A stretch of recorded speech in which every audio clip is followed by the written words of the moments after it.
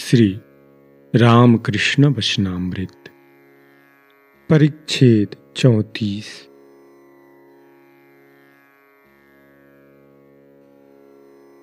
तव कथामृतम्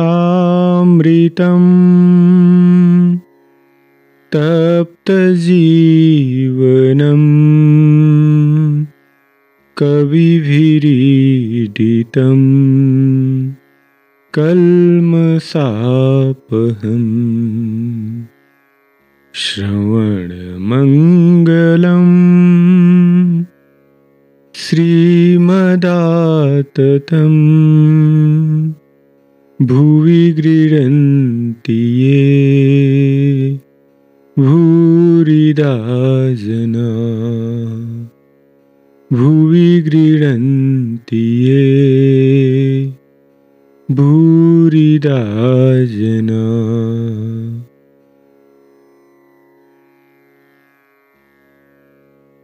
दक्षिणेश्वर में भक्तों के साथ।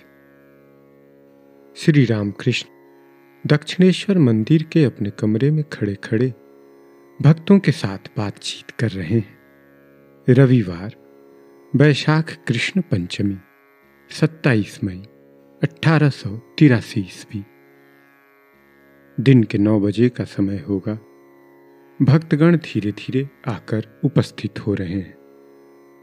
श्री रामकृष्ण मास्टर आदि भक्तों के प्रति विद्वेष भाव अच्छा नहीं। शाक्त, वैष्णव, वेदांती ये सब झगड़ा करते हैं, यह ठीक नहीं। पद्मलोचन बर्दवान के सभा पंडित थे। सभा में विचार हो रहा था, शिव बड़े हैं या ब्रह्मा। पद्मलोचन ने बहुत सुंदर बात कही थी, मैं नहीं जानता, मुझसे न शिव का परिचय है और न ब्रह्मा का। सभी हंसने लगे। व्याकुलता रहने पर सभी पथों से उन्हें प्राप्त किया जाता है, परंतु निष्ठा रहनी चाहिए। निष्ठा भक्ति का दूसरा नाम है। अव्यभिचारिणी भक्ति। जिस प्रकार एक शाखा वाला वृक्ष सीधा ऊपर की ओर जाता है, व्यभिचारिणी भक्ति जैसे 5 शाखा वाला वृक्ष। गोपियों की ऐसी निष्ठा थी कि वृंदावन के पीतांबर और मोहन चूड़ा वाले गोपाल कृष्ण के अतिरिक्त और किसी से प्रेम न करेंगी।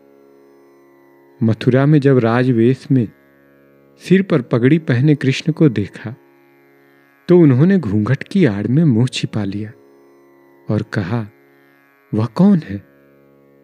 क्या इसके साथ बात करके हम द्विचारिणी बनेंगे?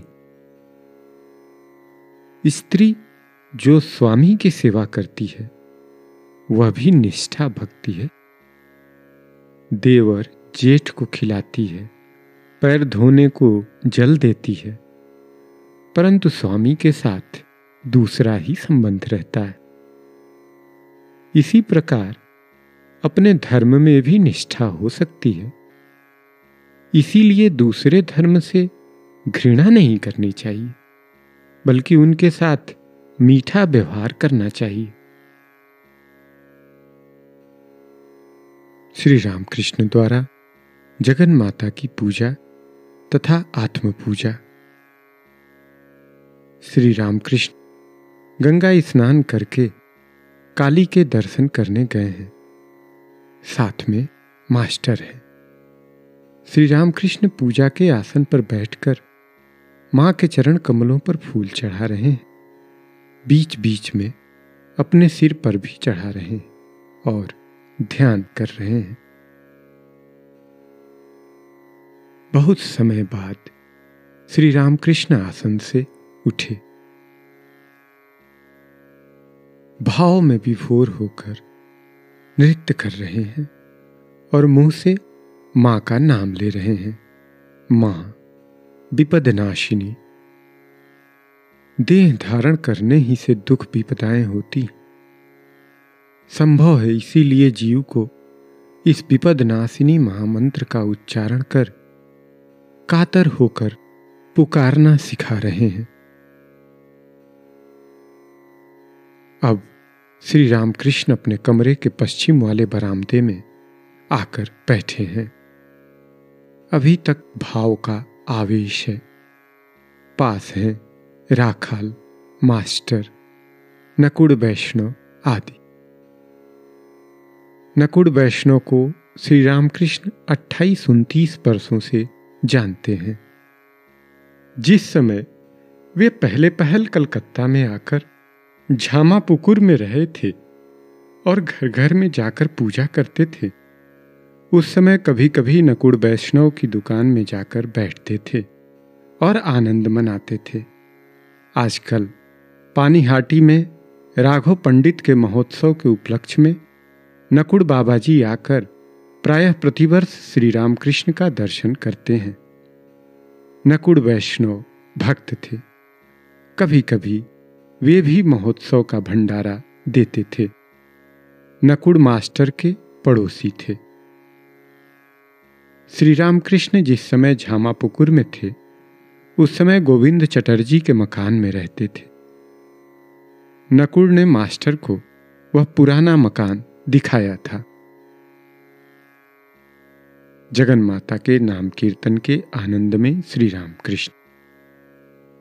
श्री रामकृष्ण भाव के आवेश में गीत गा रहे हैं, जिनका भावार्थ यह है। पहला, हे महाकाल की मनोमोहिनी, सदानंदमयी काली माँ, तुम अपने आनंद में आप ही नाचती हो और आप ही ताली बजाती हो। हे आदिभूते सनातनी, शून्य रूपे शशि भालिके, जिस समय ब्रह्मांड न था, उस समय तुझे मुंडमाला कहाँ मिली? एकमात्र तुम जंत्री हो। हम सब तुम्हारे निर्देश पर चलते हैं। माँ, तुम जैसा कराती हो वैसा ही करते हैं, जैसा कहलाती हो वैसा ही कहते हैं।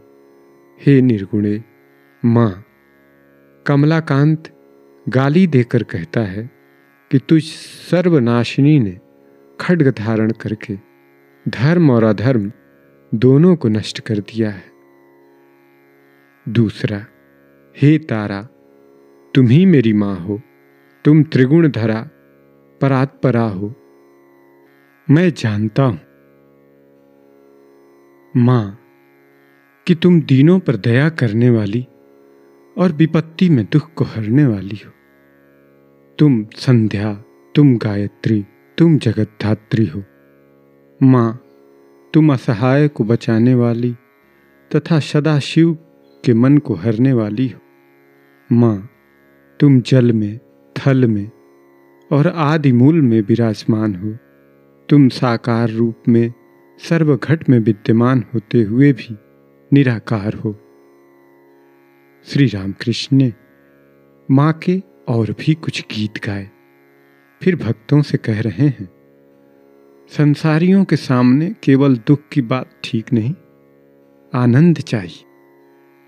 जिनको अन्न का अभाव है वे 2 दिन उपवास भी कर सकते हैं, परंतु खाने में थोड़ा विलंब होने पर जिन्हें दुख होता है, उनके पास केवल रोने की बातें, दुख की बातें करना ठीक नहीं।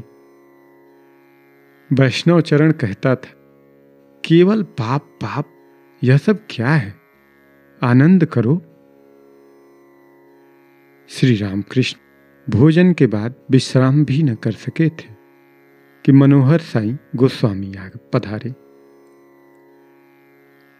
श्री राधा के भाव में महाभाव में श्री रामकृष्ण। क्या श्री रामकृष्ण ही गौरांग हैं? गोस्वामी पूर्व राग का कीर्तन गा रहे हैं। थोड़ा सुनकर ही श्री रामकृष्ण राधा के भाव में भावविष्ट हो गए। पहले ही गौर चंद्रिका कीर्तन, हथेली पर हाथ चिंतित गोरा, आज क्यों चिंतित हैं? संभवतः राधा के भाव में भावित हुए हैं। गोस्वामी फिर गा रहे हैं भावार्थ। घड़ी में 100 बार पल पल में घर से बाहर आती और फिर भीतर जाती, कहीं पर भी मन नहीं लग रहा है, जोर जोर से श्वास चल रहा है, बार बार कदम्ब कानन की ओर ताकती है। राधे, ऐसा क्यों हुआ? संगीत की इसी पंक्ति को सुन श्री रामकृष्ण की महाभाव की स्थिति हुई है। उन्होंने अपनी कमीज को फाड़कर फेंक दिया। कीर्तनकार फिर गा रहे हैं, तेरा अंग शीतल है। कीर्तनकार का संगीत सुनते सुनते महाभाव में श्री रामकृष्ण कांप रहे हैं। केदार को देख वे कीर्तन के स्वर में कह रहे हैं, प्राणनाथ, हृदय वल्लभ, तुम लोग मुझे कृष्ण ला दो। यही तो मित्रता का काम है। या तो उन्हें ला दो और नहीं तो मुझे ले चलो। तुम लोगों की मैं चिरकाल के लिए दासी बनी रहूंगी। गोस्वामी कीर्तनिया श्री रामकृष्ण के महाभाव की स्थिति को देखकर मुग्ध हुए हैं। वे हाथ जोड़कर कह रहे हैं, मेरी विषय बुद्धि मिटा दीजिए। श्री रामकृष्ण हंसते हुए, तुम उस साधु के सदृश हो जिसने पहले रहने की जगह ठीक कर फिर शहर देखना शुरू किया। तुम इतने बड़े रसिक हो, तुम्हारे भीतर से इतना मीठा रस निकल रहा है। गोस्वामी, प्रभु, मैं चीनी का बोझ ढोने वाला बैल हूं। चीनी का आस्वादन कहां कर सका। फिर कीर्तन होने लगा। कीर्तनकार श्रीमती राधिका की अवस्था का वर्णन कर रहे हैं। कोकिल कुल कुर्वती कलनादम।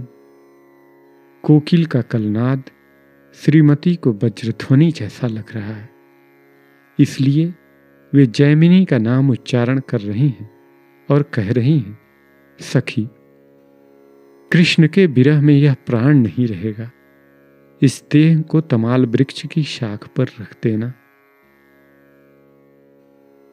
गोस्वामी ने राधा श्याम का मिलन गाकर कीर्तन समाप्त किया। राम कृष्ण शरणम शरण्ये, राम कृष्ण शरणम, राम कृष्ण शरणम, राम कृष्ण शरणम शरण्ये।